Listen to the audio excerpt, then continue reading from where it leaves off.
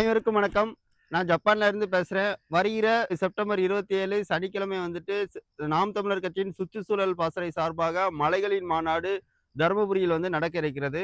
இப்போ மலைகள பத்தி நம்ம சொல்லணும்னா, அ அதாவது மலைகள வந்து நம்ம மனிதர்களால வந்து உருவாக்கவே முடியாது. உருவாக்க முடியாத ஒரு பொருள வந்து அழிக்கிறதுக்கு மனிதர்களுக்கு எந்த வகையிலும் ஒரு உரிமை வந்து கிடையாது.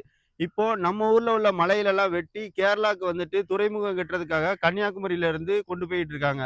எதனாலன்னா, கேரளால மலையில வெட்டுறதுக்கு தடை இருக்கு. ஆனா, தமிழ்நாட்டுல அப்படி கிடையாது.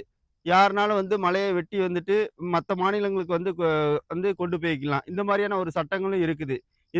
இது மூலமா நம்மளோட இயற்கை வளங்கள் வந்து அ அந்நியர்களால வந்து சூறையாடப்படுகிறது.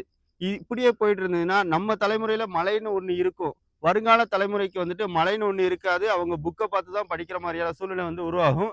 மலைகள் வந்துட்டு மனிதர்களுக்கு மட்டும் கிடையாது. அனைத்து உயிர்களுக்குமானது. மழை இல்லன்னா அருவி உருவாகாது. அருவி இல்லன்னா ஆறு உருவாகாது. ஆறு இல்லன்னா மண் வந்து உருவாகாது. எனவே இயற்கை வளங்களை பாதுகாப்போம். வருகிற செப்டம்பர் 27 மலைகளின் மாநாட்டில் மானத்தமிழர்கள் அனைவரும் தவறாமல் கலந்து கொள்வோம். நன்றி, வணக்கம். நாம் தமிழர்.